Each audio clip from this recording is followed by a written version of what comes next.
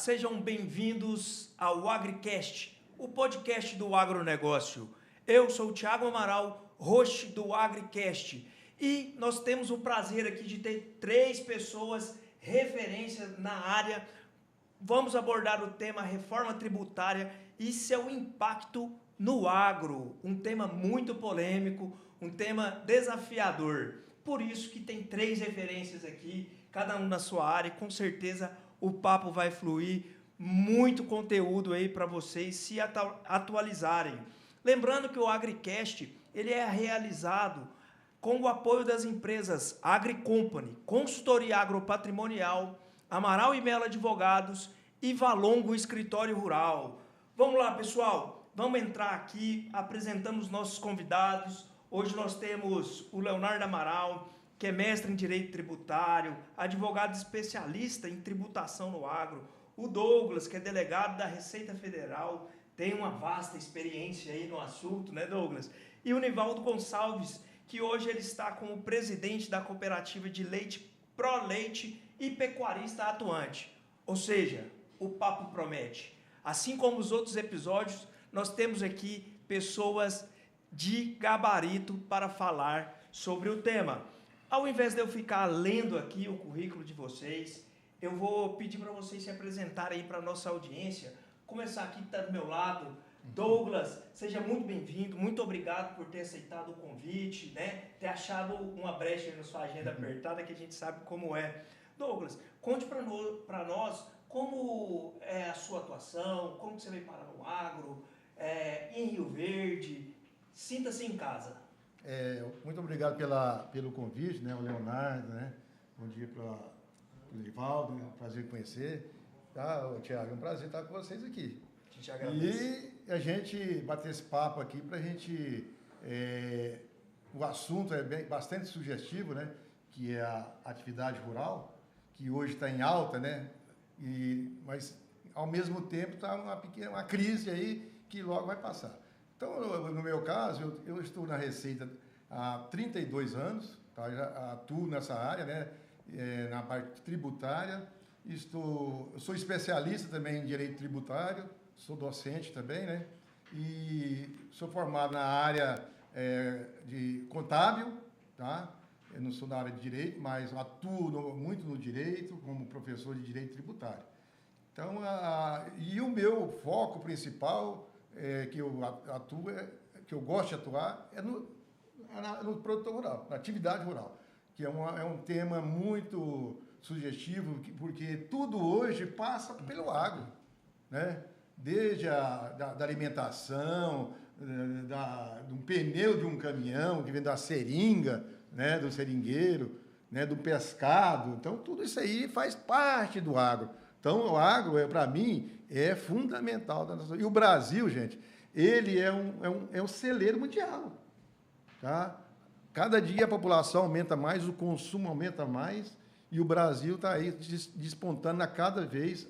Né? Um ano a produção de soja aumenta mais, de milho, é um dos grandes exportadores de milho, né? de soja, tá? De gado, de carne. Né? Então, o Brasil tem tudo para ser o agro de ponta mesmo. Com toda certeza, Douglas. E você é de Rio Verde? Sim.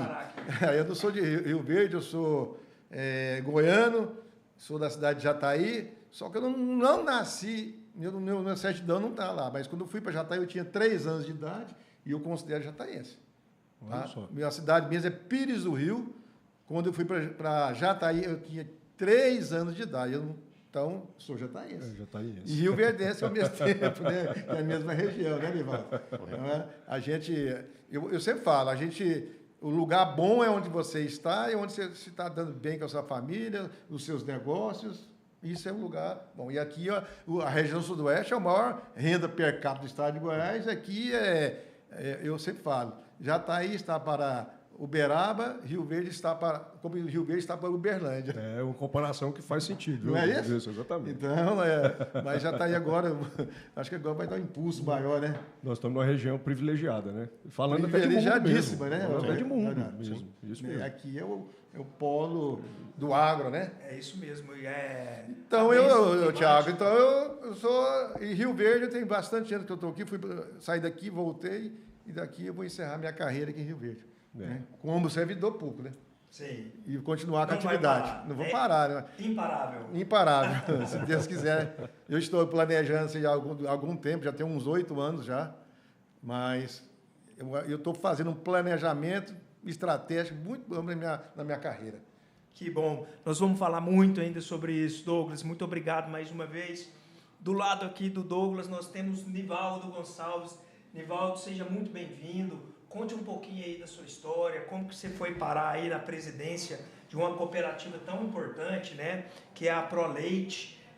Conte aí se é goiano, como você veio parar em Rio Verde. Fica muito à vontade, sinta-se em casa e muito obrigado. Eu que agradeço, é uma satisfação participar desse bate-papo. Acho que é uma forma da gente se inteirar, de se relacionar, esclarecer dúvidas ou expor situações e realidade do dia a dia nosso. Então, para mim é uma satisfação estar aqui. E ainda mais com a presença de nossos companheiros aqui que dispensa qualquer tipo de elogio. Acho que já está bem colocado isso. Bom, eu sou mineiro, eu estou em Rio Verde há 36 anos, eu vim para cá em 88, inicialmente para trabalhar com gado de corte, e na sequência comecei a trabalhar com leite dentro do gado de corte, comecei a tirar leite dentro do gado de corte, e com o tempo fui fazendo um trabalho de melhoria de genética, e hoje me considero um produtor de leite, de fato. Antes eu era um extrator, tão somente. Como cheguei à cooperativa, como faço parte do quadro? A cooperativa foi fundada em 2011. Ela começou os trabalhos em 2009, com as reuniões. Inicialmente era para um grupo de pessoas para buscar alternativas, para chorar junto, para tentar alcançar algum tipo de benefício ou de facilidade. E em 2011 ela se tornou uma cooperativa legalizada, que antes a gente fazíamos reuniões, já fazíamos algumas aquisições ou negociações, mas de maneira informal, meio que sem nenhum tipo de respaldo legal. Em 2011 a gente realmente fundou ela. A gente, quando fundou a cooperativa, tínhamos 40 mil litros de leite, que éramos produtores. Na época, 22 produtores que montamos. Nesse período, a gente chegou a 73 produtores e hoje a gente tem 33 produtores Uau. atuando. Porém, Tudo hoje... de Rio Verde? De Rio Verde, Jataí, Na região. região, Montevidéu, tá dentro do núcleo Rio Verde, está bem próximo. Mas os proprietários que a gente tem aqui, fora, que não é de Rio Verde, é apenas um. Os demais são de Rio Verde. Hoje a gente está com 210 mil litros de leite dia. Uau. Então, é um jogo de números aí que saiu de um número, chegou a 73, quando tínhamos 73, a gente tinha no máximo 80 mil litros. E de lá para cá, a atividade teve um monte de alterações, de dificuldades, competição, né? Porque nós estamos numa região que, graças a Deus, é muito favorável a trabalhar com qualquer coisa, e por alguns momentos a agricultura foi bem superior à rentabilidade e ela invadiu o espaço do leite e trazendo mais retorno para o seu produtor.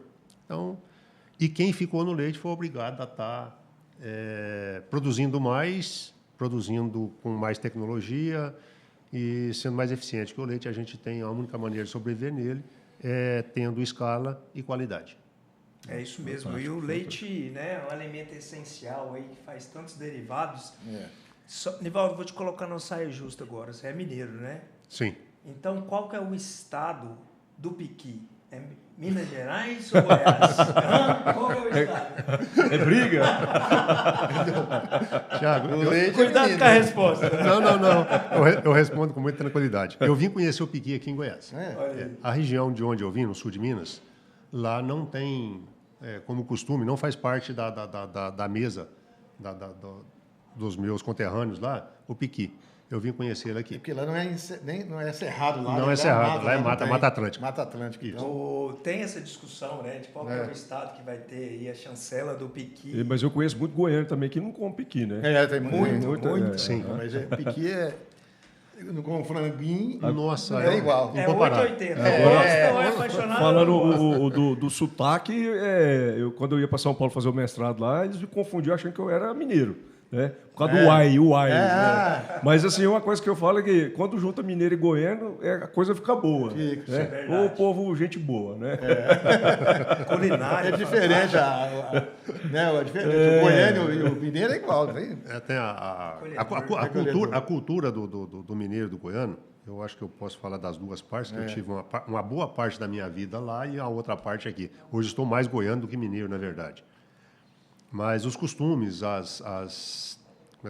sociedade dos mineiros e os goianos são muito próximos.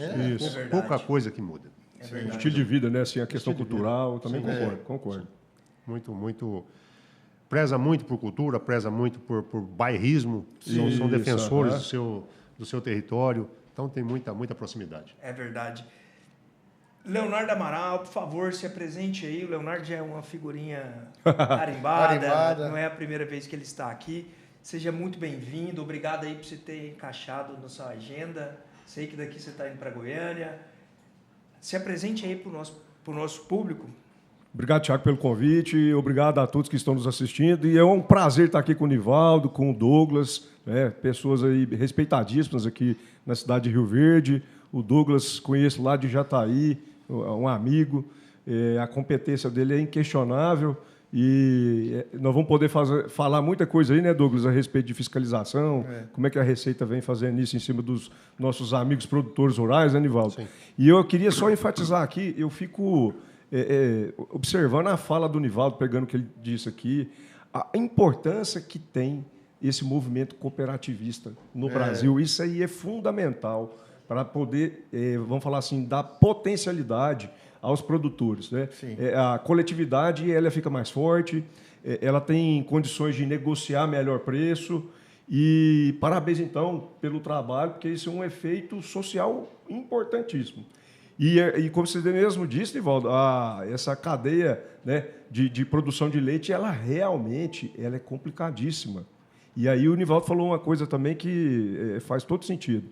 Quando a agricultura, vamos falar assim, o produtor ele é um empresário. E ele também pensa na rentabilidade. Ele não está ali fazendo favor também para ninguém. Né? Então, quando você tem a propriedade, você tem ali a aptidão para poder explorar a atividade rural, a tendência do produtor é o quê? É ele ir para que está dando mais rentabilidade e ele consegue. Né? E a questão do leite, então, por muito tempo, ela foi até abandonada pelo governo. Não tinha políticas direcionadas para questão de rentabilidade. Então, a cooperativa é uma saída. E aí agrega valor, você traz eficiência, você traz tecnologia. Então, eu fico muito feliz em saber que tem uma pessoa aqui que está liderando esse movimento, né? E que está dando certo. Viu? É uma honra estar aqui ao lado de vocês. Realmente. Fala um pouquinho de você, Leonardo. Bom, eu sou professor, eu sou advogado tributarista há quase 20 anos já, com a minha especialização na área do agronegócio. Acompanho muito a vida do produtor, a realidade junto com os contadores.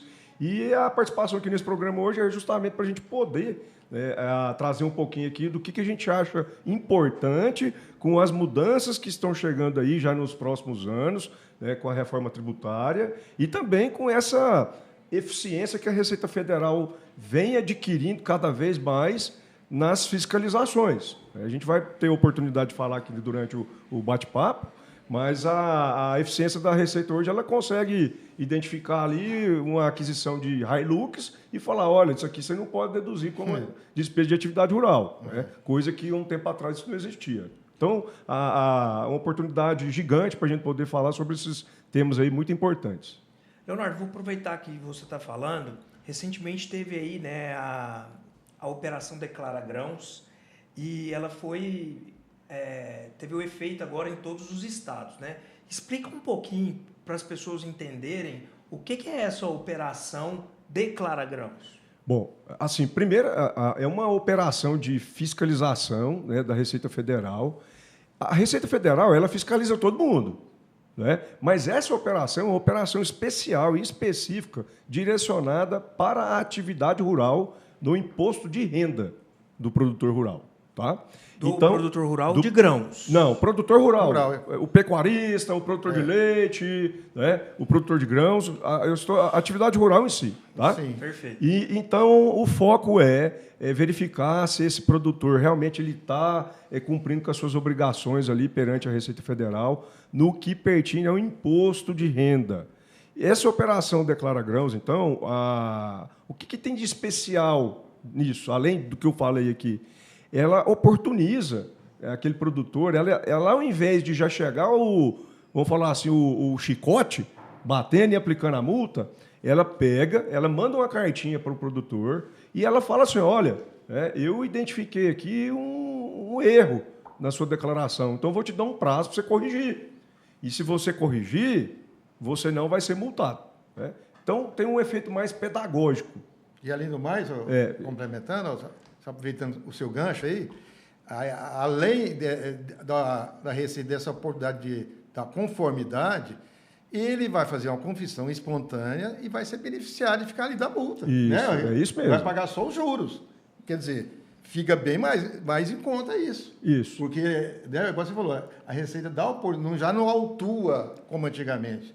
Dá um prazo para ele se adequar, confessar o que ele deve, ou ele não declarou, ou corrigir, né, que ele declarou errado. Isso. E pagar o imposto, né, espontaneamente, sem o quê? A multa, se ele pagar à vista também, né? Isso. Se for parcelar, e perde a espontaneidade. Isso. E assim, o que eu acho assim, também interessante a gente trazer aqui para o debate, para a nossa conversa, e aproveitar que o Nivaldo está aqui também, é porque assim, é uma questão muito cultural. Né? O brasileiro, ele não gosta de pagar imposto.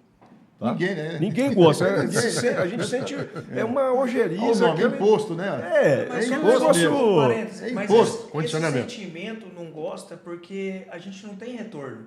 Né? A sociedade É, não tem um retorno sim, direto. é. Se você tivesse ali saúde de qualidade, Sim. educação de qualidade, rodovia de qualidade, você pagaria. Agora, você sabe para que você está alimentando. Então, eu acho que esse sentimento que passa para a sociedade. Porque assim, a carga tributária, né, a carga fiscal do Brasil, ela é muito alta. Ela é uma das mais altas do mundo.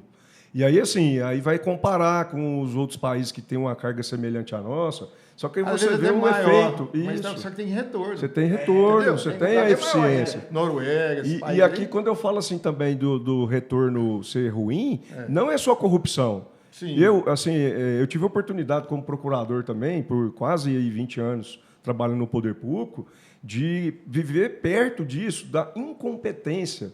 Tá? Tem gente que, assim, talvez ele para num cargo público, de prefeito, de vereador, de secretário municipal, e ele não tem ali o conhecimento, a técnica para poder aplicar aquele dinheiro de forma eficiente. Sim. Perfeito. Né? Então, aí também traz um prejuízo, né, Nivaldo? O que leva, talvez, a gestão, a pessoa a ficar, talvez, descontente com a condição de ter que pagar, é porque ele paga duas vezes, de fato. E paga caro as duas vezes. Você paga o imposto conforme a legislação impõe, você faz parte de uma regra, a gente não tem como se esquivar disso. É claro que acaba achando alguns meios de poder estar diminuindo, minimizando ou até mesmo se livrando da situação. Porém, acredito que alternativas pouco pouco futurista, né? Não vai No muito contexto longe. de hoje, sim. Não vai muito longe. Com a informatização, né? A gente paga imposto, faz a gente acreditar que é para ter os benefícios. E os benefícios básicos, os mais essenciais, ele está na saúde, educação e segurança. Sim. E quando a gente Perfeito. olha para isso, aí traz para a gente a grande revolta, traz para a gente a grande indisposição em ser um contribuinte. Porque se eu precisar de segurança, eu tenho que construir um muro, eu tenho que pôr uma cerca elétrica, eu tenho que contratar uma segurança privada ali na via pública. Isso. Eu tenho que pôr alarme na minha casa, eu tenho que instalar câmeras, eu tenho que fazer um monte de precauções para ter a segurança que deveria estar já resguardada dentro da razão municipal, estadual, federal.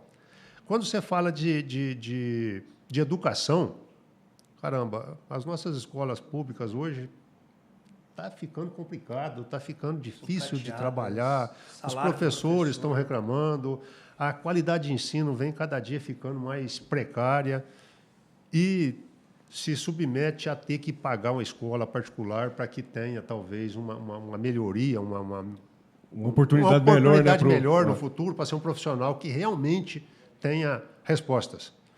Aí, a hora que você parte para a parte da saúde, aí piora tudo, né, aí dispensa até comentários, porque, cara, se você hoje sofrer qualquer tipo de trauma aí no revés aí, e você depender da saúde pública, falar assim, ó, eu vou ser atendido, ó, em muitos casos é só um ML, vai resolver a tua vida. O que eu estou falando, e veja bem o contexto. A gente tem hoje um governo extremamente gastador, né? A gente está escutando toda hora déficit. E quando você tem vamos falar, um ideal desse, de se gastar mais do que você arrecada, Sim. você acaba fazendo um desequilíbrio nas suas contas públicas. E aí você tem duas maneiras de acabar com isso. E é igualzinho quando a gente está lá em casa, lá na sua casa. Você fala assim, olha, estou gastando muito mais do que eu ganho. O que eu tenho que fazer? Cortar a despesa. Já o governo, ele acha muito fácil fazer o quê? Aumentar imposto. Ou fazer com que essa atividade fiscalizatória, de saber se aquele contribuinte está fazendo direitinho ou não, fique mais eficiente. Então, só para ressaltar aqui, e o Douglas vai poder falar isso e dar a prova, a nossa Receita Federal hoje ela é invejada pelo mundo, pela eficiência que ela tem nessa atividade de fiscalização, né? Então é importante, e o Nivaldo aqui até falou, a gente se sente revoltado, ninguém gosta de pagar, mas no final do dia, se você não cumprir com as suas obrigações, o castigo é pesadíssimo. O problema né? aumenta. E é sempre bom a gente lembrar, o Estado ele não produz riqueza, quem produz riqueza é a iniciativa privada. Isso. Então, se ele aumenta o gasto, ele precisa de mais dinheiro, ele vai apertar quem? A torneira da iniciativa privada. Então, assim, é esse dilema que a gente vive e por isso que é importante essas mídias independentes, que conteúdo como este chegue até você. Douglas, em relação à Operação Declara Grãos, quais impactos que você está enxergando aí no produtor rural? Essa operação, né, Tiago, ela teve início lá em 2019. Inclusive, tem um grupo da Receita que coordena isso aí, sei lá, né, no Rio Grande do Sul. Começou lá, né, e depois expandiu. Foi subir no Brasil inteiro. A partir do ano passado, né? Foi, Começou já a expandir para o resto do Brasil. Inclusive, teve gente aqui, a Remo tem, que está recebendo as cartinhas aí, né? E muito. Sobre livro caixa. O cara era obrigado a declarar o livro caixa, só fez o livro normal, aquele analógico só. E não fez o livro caixa. Eu conheci gente que teve que pagar a diferença. Inclusive, no final do ano, teve aquela lei, né, Leonardo? Aquele incentivo de regularização, né? Que foi bastante vantajoso, porque ele ficava livre da multa e dos juros, ele pagava metade, e a outra metade ele podia pagar em 48 vezes. Aquilo foi uma saída muito boa. Podia voltar aqui lá, porque muita gente precisando, né? E você vê, você estava falando negócio de muitas cartinhas, o comunicado aí, falando, produtor, você fez errado aqui, corrija, né? Eu até falar assim com o Nivaldo também, eu sei que você tem hoje um nível, vamos falar, um profissionalismo na sua gestão, que talvez seja o mínimo dos produtores tem essa consciência, esse nível de consciência de gestão, né? Por que eu estou frisando isso? Porque o que eu vejo é um problema cultural no setor, no sentido de que o produtor sempre foi acostumado com uma certa informalidade fiscal, né? Sim, A atividade rural nunca foi o foco de atenção da Receita.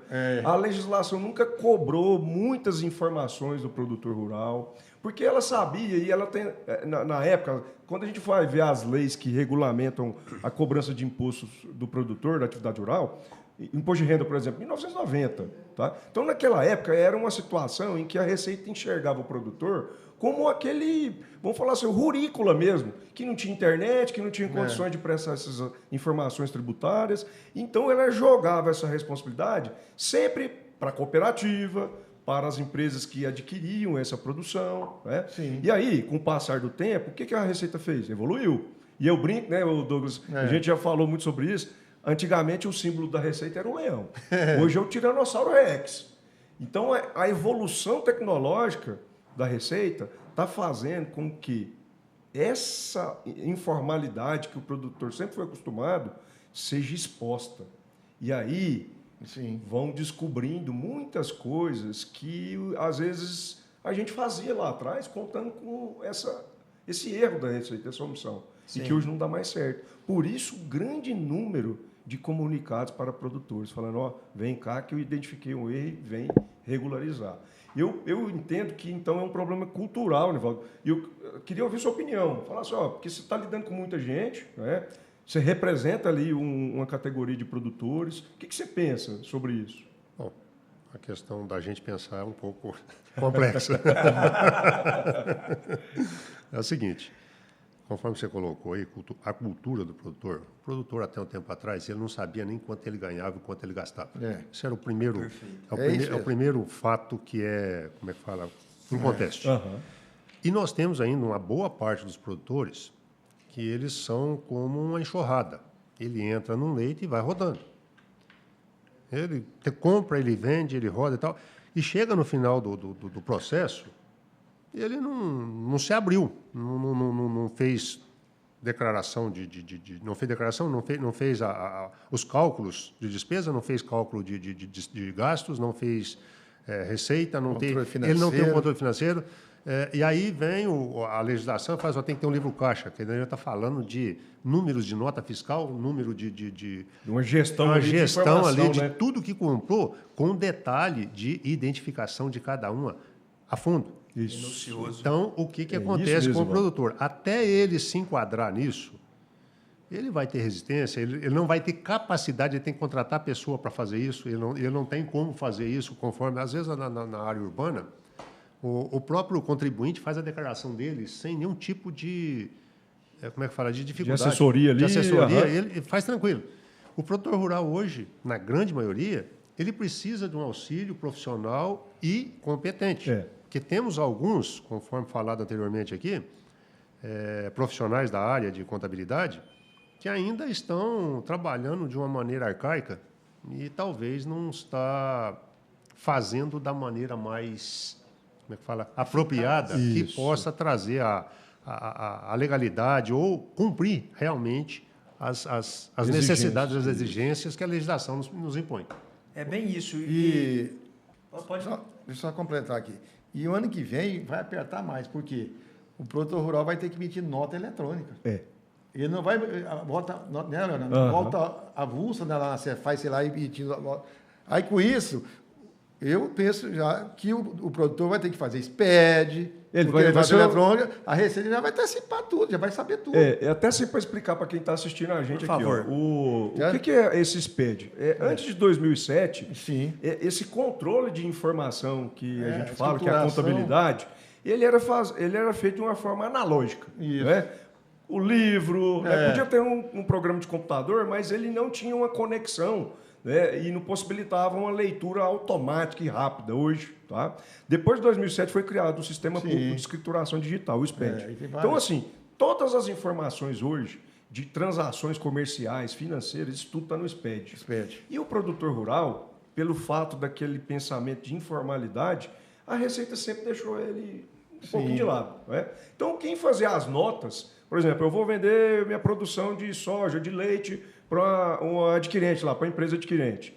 Quem era responsável por emitir uma nota que tinha validade mês fiscal era o adquirente. Né? Nota de Isso entrada, foi mudando. É. Aí tinham as notas avulsas, você ia lá na Secretaria da Fazenda, falava, estou vendendo tanto. O próprio fiscal, o servidor que fazia essa nota, o produtor. Né? Agora, o que a Receita está fazendo? Está tratando o produtor igual a todo mundo. Está jogando a responsabilidade dessa obrigação para ele. Então, hoje, esse produtor ele vai ter que saber. Aí vem a dificuldade. Sim. Porque tem um monte de regra diferente quando você vai vender para exportação, quando você vai vender para uma cooperativa, quando você vai vender para uma revenda, né, um atacadista, por exemplo. Você tem códigos diferentes, você tem cargas tributárias diferentes. E aí, meu amigo, é até injusto. Porque o produtor ele tem que preocupar ali com a atividade dele, que ele sabe fazer. Não é? Então, para ele não correr o risco de fazer errado, o que ele vai ter? Ele vai ter que ter um custo. Vai aumentar. Né? Então, assim, o que eu vejo é que o produtor rural ele está passando por um momento de transição no setor, né? Da informalidade para a necessidade de se profissionalizar essa gestão. Leonardo, só fazendo um gancho na fala dele aqui, para alguns produtores vai ser uma dificuldade imensa. Para o produtor de leite, em particular, vai ser, como é que fala, a maravilha das maravilhas. A produção de leite ela é vendida de forma, como é que fala, totalmente irregular, irresponsável. Ela não tem nenhum tipo de controle.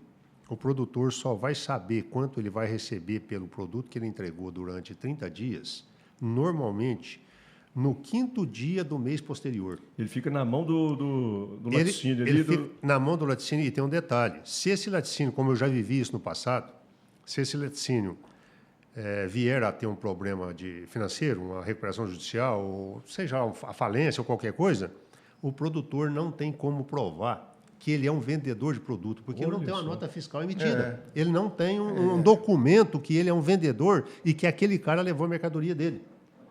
Então isso vai vir beneficiar muito, né? Formalizar o porque setor. A única atividade que nós temos, que eu conheço pelo menos, que vende um produto o mês inteiro e essa nota fiscal é emitida só no final dia último. No último dia do no mês. último dia, mas ele toma conhecimento só 5 dias depois. 5 dias depois. É a única atividade que eu conheço, pelo menos. Não me lembro de outra atividade que seja assim. Realmente, para mim também, eu não sabia dessa realidade, né? Sim. Então, com toda certeza, a exigência dessas obrigações fiscais vai trazer mais, vamos falar, segurança para o produtor de leite. Se eu emitir uma nota fiscal, eu sei por quanto eu estou vendendo. Ou seja, igual agora, por exemplo. Um valor. Outro exemplo. Na área de saúde. A partir do ano que vem, tem um aplicativo que chama Receita Saúde. Todo profissional da saúde, dentista, médico, for emitir o recibo, ele tem que já usar esse aplicativo. Ele vai jogar diretamente lá para o livro caixa, já a Receita vai saber. Vai ser obrigatório. Igual o produtor rural, agora é nota fiscal. Aí agora você está falando negócio de consultoria, né? O produtor, ele é o empresário rural. Ele é empresário, do Código Civil fala isso. Então, não adianta ele ir lá, porque muitos vai lá no fisco perguntar, eu tenho que fazer isso. Aí muitos reclamam. Eu cheguei lá no fiscal, eu perguntei isso, ele não me respondeu nada, ele falou para me pegar a lei e tal. O fiscal, o servidor da área tributária, ele tem que fazer isso, porque a atividade dele é plenamente vinculada à lei. Mas tem uma súmula, Tato. A súmula não tem nada a ver com a vinculação do servidor. Essa súmula serve lá no judiciário. O funcionário fica muito receoso de estar praticando um ato ali que é ilegal e tomar uma ação de probidade. Então, quem é que vai resolver o problema do produtor? Uma consultoria. Mas eu vou dizer o que eu acho que é uma importância social. Entendeu? Sim. Eu não sei a opinião de vocês, mas eu acho que todos nós vamos concordar. A importância dos sindicatos rurais e as cooperativas nesse papel. Né? Porque muitos produtores eles estão de boa fé. É realmente por falta de conhecimento mesmo. Sim. Então, a gente precisa levar essa informação, mostrar a importância de se passar a ter um certo conhecimento, de buscar um profissional para que ele possa operar de forma correta. Correta. Porque eu já vi, né? O Douglas talvez ele vai ver de uma forma vai falar mais com o advogado, com o contador, mas a gente que está ali na ponta fazendo muitas defesas do produtor, Sim. eu já vi produtor quando toma uma multa, o Douglas, Valdo. Nossa Senhora. Multa é porque não vem só do último ano, do mês, ele vem dos 5 anos aí. anteriores, né? E aí, a legislação tributária, até 2 semanas atrás, ele previu uma multa lá que podia chegar até 220%, né, Douglas? Sim. Meu Deus. Depois aí o Supremo falou, não. Agora ele deu uma... multa é 100%, no máximo 100%, imposto né? que você não pagou. Aí é Olha, confisco. quando chegava uma multa, principalmente na época do Fundo Rural, que teve Sim. aquelas confusões, eu já vi produtor chorar na minha sala. Nossa Senhora. Tá? A multa Porque, vamos falar assim, de certa forma, ia inviabilizar o patrimônio dele. Essa é do negócio. E aí, como ele não Confiscando, conseguia pagar, ele teria dificuldade em fazer custeio, porque ele precisa da certidão de regularidade fiscal para poder ir lá no banco pegar o dinheiro, e já não ia conseguir mais. Então, você vê que isso vai virando uma bola de neve, né? E é por isso que eu falo, é uma questão de política pública, o governo precisa ter atenção com esse setor. Sim. Igual quando a gente fala de mudança de regras da reforma, no mundo inteiro, o setor do agronegócio é tratado de forma diferenciada. Por causa dessas peculiaridades e por gente estar tratando de um insumo, né, que é o insumo dos insumos, que é o alimento. Alimento. Né? Sem alimento, até 1900, se eu tiver errado, 1970, 80, o Brasil era um importador de arroz. E hoje? Né? Então, assim, quanto mais investimento, benefício fiscal, porque quando você está dando benefício fiscal, não é para o produtor pagar menos imposto, mas é porque ele está exercendo uma atividade arriscada, que não depende só dele, né, Nivaldo? Sim. A produção de leite não depende só de você, você vai fazer de tudo para ela sair com qualidade. Sim, claro. Mas se tiver algum problema lá no ciclo de produção, que é biológico, né? Então, assim, além dos riscos econômicos que todo negócio tem, você tem esses outros riscos. E aí o governo, se não der essas condições favoráveis, o que esse produtor vai fazer? Ele vai ficar carregando pedra se ele não estiver conseguindo sobreviver? Ele vai abandonar. Eu não vou produzir mais leite, eu vou produzir aqui arroz, vou produzir milho, soja. O mercado vai fazer o quê? Não vai ter o produto. Não vai ter Quando você não tem Agora, escassez de produto, acontece o quê? Aumenta. alta. Agora, o produtor, né, no caso, né, Tiago? Os cuidados, por exemplo. O que o produtor tem que ter cuidado para ele não entrar nessa operação futuramente? Ele tem o quê? Ele tem que verificar as obrigações fiscais que estão entregues adequadamente, passar pela uma consultoria, né? Porque ele tem que minimizar o risco, andar dentro da conformidade, porque os riscos não zeram 100%, mas ele vai minimizar esses riscos. O que eu estava percebendo mais, sabe o que é o principal erro, Douglas, que estão pegando agora? É assim, ó. No arrendamento, que tem muita gente que mistura essa figura de arrendamento e parceria rural. Né? Sim. Então, o proprietário da fazenda, quando ele deixa um terceiro usar a área dele para explorar a atividade rural, e ele cobra um preço fixo, ele não compartilha risco da atividade, ele não é sócio da atividade. Então, quando ele recebe esse pagamento, ele tem que levar a tributação como se fosse atividade de aluguel. E aí, quando você faz essa atividade de aluguel, você vai para uma carga tributária muito maior quando a gente está falando de atividade rural. Então, o que é a tendência desse dono de fazenda fazer? Ele faz um contratinho, parceria, colocando o nome de parceria rural, mas que a hora que você lê, não tem nada de parceria rural, é um arrendamento. E aí que começa, então, a operação da Receita Federal. Ela quer identificar justamente esse jeitinho que esses donos de fazenda estão fazendo para diminuir a carga tributária. Então, é o que eu mais vejo aí na prática acontecendo. E esse cenário todo que foi discutido aqui, pessoal, a gente vê a necessidade do produtor rural implementar uma gestão empresarial na sua fazenda. Já não tem jeito mais de levar como antigamente, aquela fazenda que o cara anotava no papelzinho. Precisa, sim, de assessoria, gestão financeira, gestão tributária. É cobrado tanto, por mais que seja uma finalidade tão nobre, né, produzir alimentos, no Brasil a gente vê que é exacerbada essa cobrança, porque o cara tem que preocupar com tributo, trabalhista, contrato Ambiental. Ambiental, então, ambiental, né? Ambiental nem se Ambiental. fala. Estávamos num podcast aqui, salvo engano, 2 episódios passados, com o Vanderlei Seco e o Beto Texter falando sobre a brigada de incêndio. Naquela época ali, agora, Dos incêndios, setembro, que tinha quase 3.000 focos de incêndio. Cadê o serviço, o poder público ajudando? Eles fizeram uma associação De brigada? privada, de Brigada, brigada, sim. para amenizar um pouco amenizar. esse incêndio. Então, mais uma vez eu ressalto aqui na condição de apresentador o motivo, né, de ter esse desgosto em pagar o imposto. Porque na hora que você precisa, você não tem de volta. Mas vamos lá, um assunto polêmico, a reforma tributária.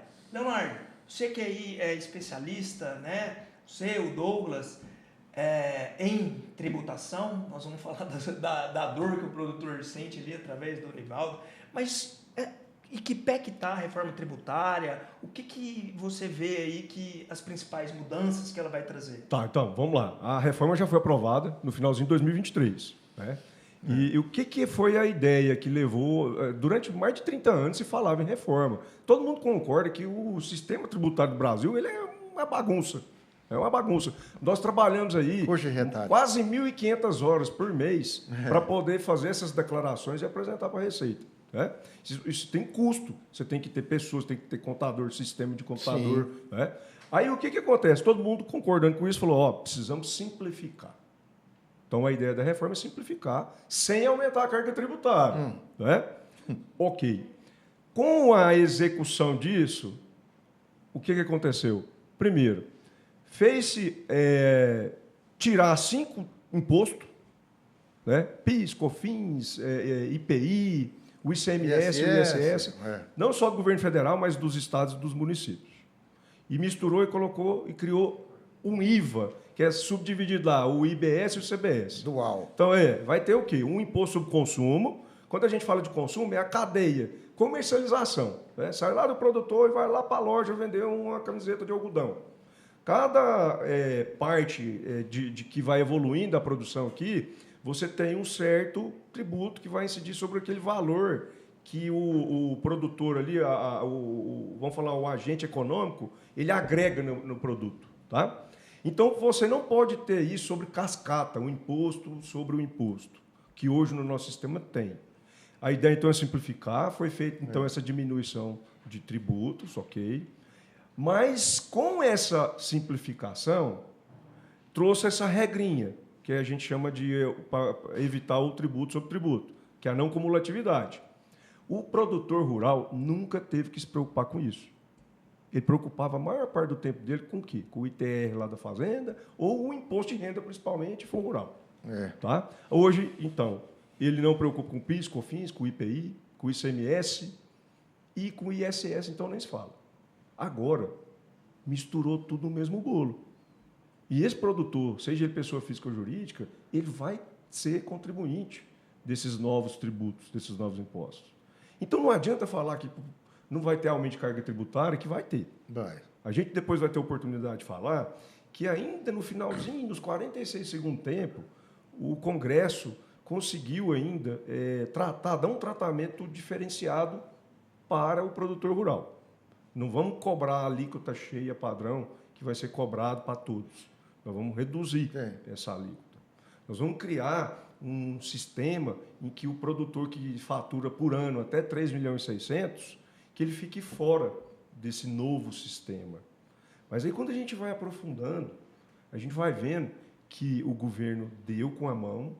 Por exemplo, você que fatura até 3.600.000, você fica fora do novo regime. Então, quer dizer, eu não vou precisar contratar, vou ter custo com assessoria. Eu vou ficar do jeito que eu estou, informal, né? Mas tem uma questão aqui. O cara que está fora do sistema novo, ele não vai gerar um crédito para quem está comprando. Esse crédito é como se fosse aqueles cupomzinhos do iFood, promoção, que você compra lá e ganha R$15, R$10. Que aí quando você vai pagar o seu pedido... É o cashback. Você tira... É o cashback. A coisa custa 20, vai sair 20 do seu bolso? Não. Você tem um bônus de 10 e pega 10 do seu bolso, né? Esse crédito é isso. O produtor rural, quando ele vai vender o leite, ele leva um bônus para o laticínio que está comprando o leite. E na hora que o laticínio vai vender, ele não vai tirar o dinheiro todo do bolso dele, ele vai pegar esse bônus. Quem está fora do sistema não vai levar esse bônus. Pensa vocês, você acha o dono do laticínio vai querer comprar de quem dá o bônus ou de quem não dá? Não dá. Mas isso está muito uma prática da iniciativa privada, é o famoso cashback. É o cashback. Você vai na loja, você acumula e faz que você fique ali naquele sistema, né, de retroalimentação. Mas, Nivaldo, diante dessa dificuldade, né, o Leonardo, por exemplo, é especialista, o Douglas está ali de tributação. Vocês, produtores, a tributação é apenas mais uma preocupação dentre todas. Nesse cenário, quais são os maiores desafios que você enxerga com essa reforma tributária? O que os produtores precisam aí se preocupar? O que você acha que vai mais atingi-los? Bom, qualquer mudança já faz um estrago danado, mesmo que seja para melhor. Como o Leonardo acabou de ressaltar aqui, vai gerar mais tributos, vai gerar mais carga. O produtor, na verdade, é o seguinte, vamos ser mais práticos e um pouco mais, como é que fala, objetivo na realidade. Ele é um passador de números. Não tem conversa. Eu vou sobreviver na atividade se eu tiver uma margem de lucro, se eu tiver uma condição de sobrevivência. Para tanto, se aumenta 10% de imposto, 20, 30, 100, isso vai ser inserido no produto que eu estou trabalhando. Quem vai pagar isso? Não é o produtor que vai pagar isso. Você pode ter certeza. O produtor ele é apenas um intermediário, ele está no meio. Ele é um transporte. Ele está transformando coisa. Ele está pegando o bem natural, que é a terra, está pegando os insumos, está pegando a semente, fazendo a multiplicação e levando para frente. O produtor nada mais é do que isso. Eu fico preocupado com pessoas falando, vou pagar 10 a mais. Não vai pagar 10 a mais. Se você não tiver o lucro que dê a sobrevivência para você, você vai sair do negócio e pronto. E vamos mais fundo. O que manda na sobrevivência desse ou daquele profissional é a lei da oferta e da procura. Se o Douglas precisar comprar 1 quilo de arroz e esse quilo de arroz custar R$100, ele vai ter que pagar R$100. Não tem jeito. Não tem como ser diferente. Então, o problema é sério? Porque quem vai ter que inserir esse valor a mais no produto é o produtor.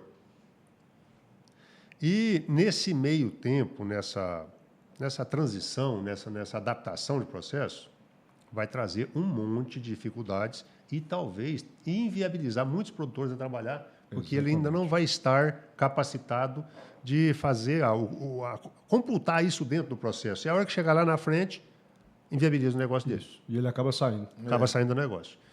Isto é um fato que a gente não tem como contestar. O que a gente tem que preocupar hoje? É socialmente. Se eu não tiver quem compra o meu produto, ou quem tenha dinheiro para pagar o meu produto, eu estou fora. Seja o que eu esteja produzindo, carne, leite, arroz, feijão, soja, seja qualquer coisa, eu tenho que ter cliente. E o cliente tem que ter dinheiro para me pagar. Se eu tenho um custo alto, seja ele através do custo dos insumos que aumentou, ou através da tributação. Ou seja, vai ser inserido. Não tem jeito, não tem almoço de graça. Isso. É isso. A realidade é essa. Quem coloca o preço não é você, é o mercado. É o mercado. Esse que é o pior, né? Quando a gente fala de... Não tem como. Não tem jeito. Não tem jeito. Porque você tem que reduzir seus custos. você vai achatar tanto o produtor rural que ele vai chegar num momento e vai falar assim, eu não vou continuar mais. Vou pegar minhas coisas e vou embora. E aí, ao longo do tempo, isso vai provocando a escassez. Então, e a gente vê que só com a vitória do Trump lá, investidores brasileiros colocando o dinheiro lá fora, porque gira em dólar, tem um impacto imediato aqui. A tendência, então, você enxerga assim, até um colapso, né, do sistema num todo. Eu vejo, Tiago, o seguinte, nesse primeiro momento, vai trazer um monte de dificuldades, um monte de autuações, um monte de desconforto, mas tudo é cíclico. Sim. Não tem jeito. Nós já passamos por isso lá no passado, até mesmo na nossa mudança de regime, de governo. Nós já passamos por isso lá atrás. Nós não estamos vivendo uma coisa isoladamente. Nós estamos só replicando coisas que já aconteceram no passado. O Tiradentes foi, como é que fala? Ele foi executado por o dito cujo do 1/5, né? Isso, Da derrama. Hoje você tem, não é 1/5, você tem 1/2, cara. Você tem um sócio grande ali, né, para pegar. É isso mesmo. Meia receita sua hoje é tributo. É. Você pega, na maioria dos casos aí, é mais de 40%. Se você for somar todos os tributos, 40% é tributo. Então, o que acontece? A gente está vivendo mais do mesmo. Houve uma mudança lá atrás que trouxe um monte de como é que fala? Desconforto, um monte de alterações, de adequações e tal. E vai ser corrigido de novo, porque o consumidor, o governante, o nosso vizinho de país, todo mundo depende um do outro. Não dá para você matar uma galinha e depois amanhã você ter ovos. Não tem jeito. Você tem toda a razão. Eu acho bom demais ouvir essa realidade, a visão do produtor. E eu tenho convicção que você, como liderança em cooperativa, que está ali próximo do sindicato rural também, vocês já estão enxergando essa necessidade de levar essas informações aí para os produtores, porque realmente não tem como fugir. Vai atingir todos. Assim, ao meu ver, é uma mudança significativa, drástica do sistema tributário. É uma mudança muito, muito grande. É redução de autonomia dos governos estaduais e municipais, né, com relação ao ICMS e ISS. O que eu vejo também, Nivaldo, é uma visão do governo. Quando eu digo governo, é federal, estadual e municipal. Ele olha para o setor do agro e fala assim, esse pessoal está com muito dinheiro. E aí começa a achar que ali é a galinha dos ovos de ouro e começa a querer cada vez mais arrecadar. E aí uma covardia que eu aqui chamo a atenção é que no finalzinho da aprovação da emenda constitucional, que mudou essas regras tributárias, foi colocado lá uma autorização para se continuar cobrando até 2043 contribuição para o Estado semelhante ao Fundeinfra, ao FETAB, né, que a gente sabe que isso come diretamente a rentabilidade da produção do produtor. Então, isso, para mim, foi uma covardia. Né? Achei que o Senado ia corrigir isso, mas, enfim, não corrigiu. Tá? Não corrigiu. E uma das preocupações também que eu trago aqui, Nivaldo, você falou de insumo, né? O imposto do pecado, o imposto seletivo. Seletivo. Né? Ontem eu estava assistindo, está tendo um debate, esse debate é antigo, desde 2016. O PSOL, o partido, ele entrou com uma discussão lá no Supremo Tribunal Federal, falando que os benefícios fiscais de ICMS concedidos ali para os defensivos agrícolas, que eles chamam de agrotóxicos, são inconstitucionais. Então, isso está sendo debatido lá no Supremo. Então, veja bem, hoje, quando o produtor ele compra esse defensivo, que é uma tecnologia essencial, nós só aumentamos a produtividade e eficiência em razão disso. Claro. Então, se você aumentar isso, você está injetando custo na veia. Né? Então, você acaba inviabilizando. Muita gente vai deixar de comprar esse defensivo. A produtividade pode cair, a eficiência.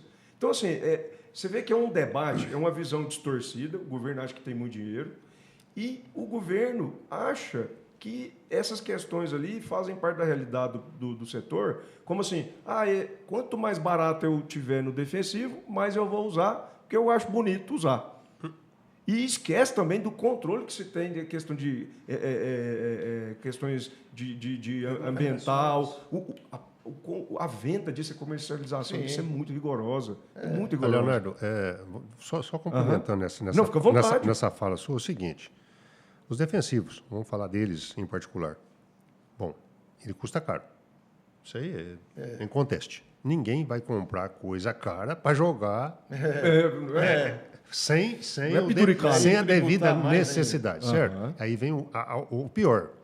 Qualquer defensivo ou qualquer remédio que você compra na farmácia para você usar, ele de remédio a ser um veneno, É um... é só a dose. Isso. É só a dose. É só a dose. Então é o seguinte, o produtor, para que a planta dele continue com saúde, continue produzindo, continue viva, ele vai pôr a dose necessária para que possa manter ela saudável. O mínimo possível. O você vai mínimo gastar possível, muito. porque o custo disso é altíssimo. O custo dos insumos na área de defensivos, ele representa nada mais do que, sei lá, em torno de 15% a 20%. É significativo. É significativo, é 20% do produto final. Quem que vai jogar esse dinheiro fora, gente? No produtor. O que é o pecado do produtor? É o fato dele movimentar muito dinheiro. Isso. Porque ele tem uma receita bruta muito alta. Por que disso? Uma tonelada de adubo custa 3 a 5 mil reais. 1 litro de um determinado defensivo custa aí, sei lá, 200, 300 reais, dependendo do produto que está usando, ou até muito mais que isso. O que aconteceu? O custo de produção dele é altíssimo. Sim. Consequentemente, ele vai ter que vender esse produto Para cobrir o custo. para cobrir o custo, no mínimo. É o menor das realidades. Se ele estabelece uma margem, sei lá, 1%, 2%, 3%, sei lá como é que se comporta cada atividade, cada produto, Especificidade, né?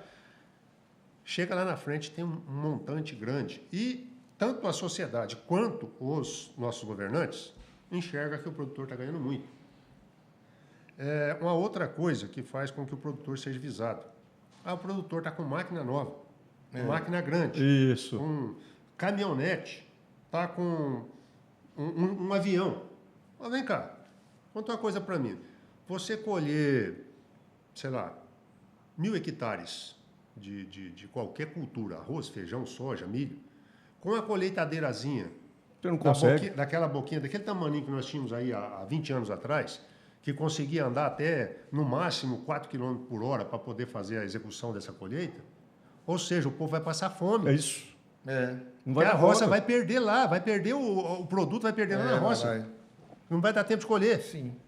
Hoje, essas máquinas grandes, robustas, com muita aparência, muita Tecnologia, né? e tudo mais, é para poder trabalhar 9, 10, 12 km por hora, é para poder levar uma área de colheita aí na ordem de 45, 50 pés, as mais robustas aí. Evitar desperdício. Com economia de combustível, com diminuição de desperdício Sim, na perca, colheita, a perca por jogar grão fora, tudo mais. Pô, o cara está andando na caminhonete. Mas vem cá, companheiro, eu tenho uma máquina lá na fazenda que ela custou 3 milhões de reais e quebrou uma peça dela. Como é que você faz? A máquina, eu estou falando de uma máquina grande, conforme a realidade das observações. Você vai pôr num golzinho uma peça de 500 quilos, que é ferro puro. Isso é uma visão totalmente distorcida do governo. Você vai pegar um pneu de uma colheitadeira e você vai pôr num assaveiro, você vai pôr num utilitáriozinho, tem que ser uma caminhonete. Detalhe, essa caminhonete tem que ser nova, porque ele tem que ir e voltar, porque 1 hora parada dessa máquina significa muito dinheiro. Ou muita roça que não vai ser colhida, que vai perder. Porque do funcionário. a gente trabalha com períodos ruins, está chovendo. Colheita sempre, a gente faz isso no verão, a gente num período chuvoso. Se eu não colher nessa semana, a semana que vem Estrada já ruim. perdeu. Estrada. Estrada ruim. Então, né? Tem um essa monte de caminhonete ela infraestrutura. tem que ser traçada, ela tem que ser nova e tem que ir voltar com essa peça. A máquina tem que ser grande, porque tem que colher dentro dessa janela, porque senão chove, apodrece o produto lá na fazenda. Então, acaba que o produtor tem um movimento grande e ele acaba sendo um pavão. Chama atenção. Chama atenção. Aí, o pavão, eu acho que é o símbolo perfeito. Ele tem uma baita de uma aparência, com uma, como é que fala? Uma espetacularidade particular só dele. Mas se a hora que você for pegar ele, meu amigo, ele dá meio que de carne. Bom exemplo. Mas, ô Nivaldo, eu ouso dizer que tem uma coisa pior aí nisso tudo, que é a omissão dos produtores em se unirem. Juntar com sindicatos, juntar com cooperativa, aceitar, e a sociedade, de uma maneira geral, aceitar isso de uma maneira passiva. Eu não vou lá no sindicato hoje não vou juntar com aquela cooperativa, porque somente a união, fazendo pressão, essas coisas nos 45 minutos do segundo tempo, mudando uma legislação que em tese ia ser melhor, para piorar. Então, assim, a gente vê que a nossa sociedade, a cultura brasileira é acostumada a aceitar isso de goela abaixo, reclama, tomando cerveja e tal, mas aí a gente aguenta o troco. E o que é pior, quem sofre é o cara lá que está comprando lá na gôndola do supermercado. Então, a classe menos favorecida financeiramente falando, ela que vai pagar mais caro, e isso complica toda a cadeia. Então, assim, eu já parabenizo, né, essa finalidade de você ter uma cooperativa. Isso é de suma importância as pessoas entenderem que elas precisam se agruparem para ter poder de voz e tentar mudar um pouco o Senado e também tentar entrar na política. A gente sabe que é um sistema bem complicado de se adentrar, né? Já está enraizado. Está enraizado. Mas eu vejo que está mudando um pouquinho, viu? Essa questão, aquela questão da comunicação, eu vejo que já tem gente, lideranças, falando, olha, não vamos mais bater de frente, né? Vamos mostrar o que a gente tem de positivo. Perfeito. E aí você vê, por exemplo, essas regras ambientais que a Europa está impondo. Já tem empresa aqui brasileira que está fazendo o quê? O que chama de moratória, né? Exigindo, vamos falar assim, condições de exploração lá do imóvel rural que não estão previstas na legislação. E a nossa legislação ambiental é uma das mais rigorosas do mundo. Não, é a mais. É a mais. A maior. O produtor hoje ele é o que mais preserva o meio ambiente. Perfeito. Aí o que acontece? Essa empresa vem, porque ela vai vender lá para uma multinacional que está fora, e ela acaba sendo também obrigada a falar assim, ó, produtor, eu sei que a lei fala que aqui você tinha que preservar 10%, 15%, mas eu queria que você preservasse 30%, 40%. Então eu não vou te comprar mais nada. Aí o que aconteceu? Mato Grosso aprovou uma lei, o governo de Mato Grosso, falou, ó, aqui fica proibido conceder qualquer incentivo fiscal para esse tipo de empresa. Goiás apresentou um projeto de lei agora na Assembleia tratando disso. Então eu vejo assim, que existe lideranças, tem muita representatividade que está trabalhando para defender a categoria. Sim. Maravilha. E uma outra coisa, o produtor, ele que não preserva a natureza, ele é o primeiro interessado em preservar. Dali sai todo o seu negócio. E eu gosto de brincar o seguinte, aqui em Goiás, brincar entre aspas, né, fazer uma analogia. Aqui em Goiás, você tem uma propriedade, 20% você não vai poder usar, você vai preservar. Por que não fala isso na construção de um prédio urbano e fala assim, você vai ficar 20% aí para deixar a árvore. Fala que a zona rural, o produtor rural é quem prejudica o meio ambiente, mas na verdade é a zona urbana. Né? A gente pega o exemplo, o Rio Tietê, ele é limpo na nascente, passou da cidade, vira um esgoto a céu aberto. Então a ideia também de ter programas como esse, Douglas, Nivaldo, Leonardo, é justamente desmistificar esse rótulo, essa né, que muita gente... que o produtor tem rural, de ser o vilão. Pessoal, o papo flui. Nós estamos mais de 1 hora aqui batendo papo. Vamos fazer o seguinte, a gente vai marcar um outro episódio para a gente adentrar nas questões mais técnicas desse tema, que ele é muito rico. Muito amplo. Muito amplo. Eu quero agora, então, agradecê-los. Douglas, muito obrigado. Nivaldo, muito obrigado. Leonardo, muito obrigado. Vou pedir para vocês deixarem uma mensagem final aí para os nossos ouvintes. Vou começar com o Leonardo Amaral, aquela hora eu comecei com o Douglas, agora vai ser você. Então, eu agradeço a oportunidade, agradeço aqui estar ao lado do Nivaldo e do Douglas, né, pessoas aí muito respeitadas, e dizer que eu estou sempre à disposição aqui para poder facilitar o entendimento da legislação tributária aí para o setor do agronegócio. Um grande abraço a todos. Nivaldo, muito obrigado aí. A gente sabe que a agenda de todo mundo é muito apertada, né? Contribuiu muito com essa visão, por isso que eu acho interessante ser pessoas diferentes, porque cada um traz uma visão e o conteúdo, né, a conversa fica mais rica. Você agregou muito aí ao nosso programa, muito obrigado. Te peço, né, para deixar um recado final aí para a nossa audiência. Bom, primeiramente, é uma satisfação estar aqui. Esse assunto é um assunto bastante profundo, ele traz muitos outros vieses, isso aí é necessário a gente estar debatendo, é necessário a gente estar discutindo, ponderando. Iniciativas como essa faz com que essas realidades cheguem a pessoas que talvez nunca tiveram essa informação, ou se tem, às vezes não com a clareza que ela precisa ser feita. De qualquer forma, conforme você colocou, a nossa saída é a união, é a nossa parceria, e não é união entre produtores somente. É produtores entre si, formando sindicatos, formando cooperativas, produtores com o fisco. Isso. Produtores Muito com bom. o poder de alinhamento, de legalidade, com ajustamentos, com a parte contábil que vai trazer para ele a segurança. Então, Muito bom. esse tipo de coisa tem que ser evidenciado, tem que estar sendo muito bem valorizado, porque nosso futuro não vai ser diferente disso. Muito bom. É isso mesmo. Excelente, Nivaldo.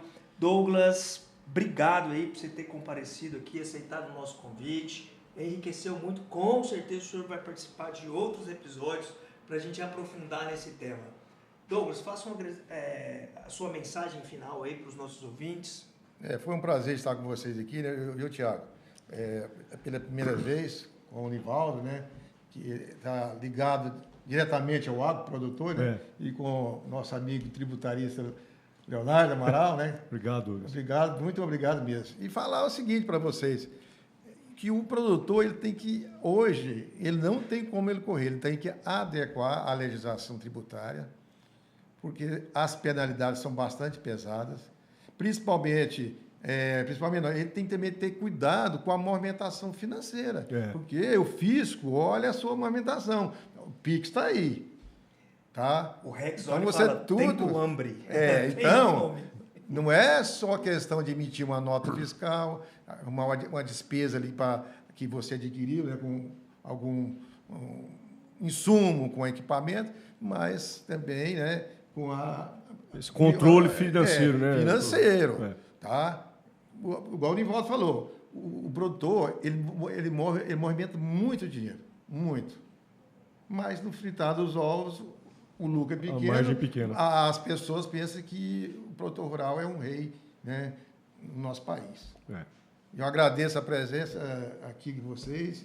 Eu acho que a gente tem que andar com pessoas igual vocês, né? Igual a águia, né? A águia, né?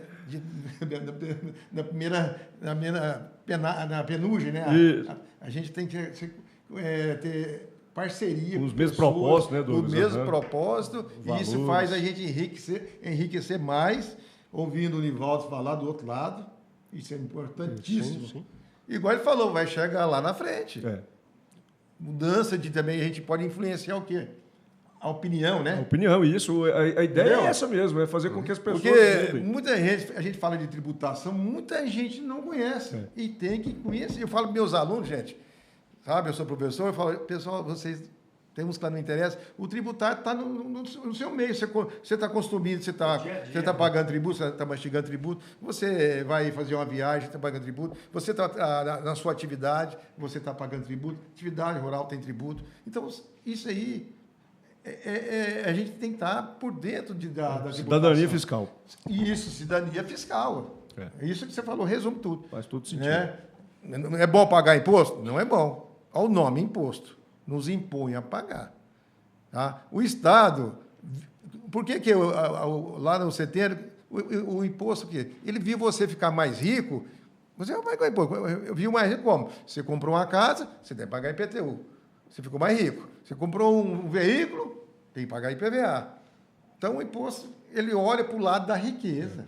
Está no nosso dia a dia. No dia a dia. Então, não tem jeito da gente correr do imposto.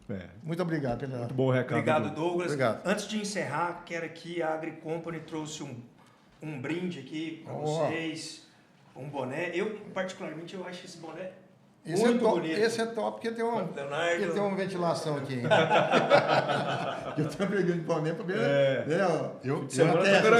perigoso ter capa de identidade, né? Cadê o cidadão? Isso é bom. Obrigado, valeu, gente. Obrigado, Leonardo, obrigado pela sua participação. Bom demais. Nivaldo, obrigado. Douglas, obrigado. Pessoal, esse foi o AgriCast, o podcast do agronegócio. Se você gostou desse conteúdo, peço para compartilhar aí nas redes sociais. Cliquem lá no Spotify e se inscrevam. Nós estamos também no YouTube. e acesse os conteúdos antigos. Sou o Thiago Amaral e tenho que dizer que o AgriCast só acontece com o apoio das empresas AgriCompany, Consultoria Agropatrimonial, Amaral e Melo Advogados e Valongo Escritório Rural. Valeu, pessoal. Até a próxima. Um abraço.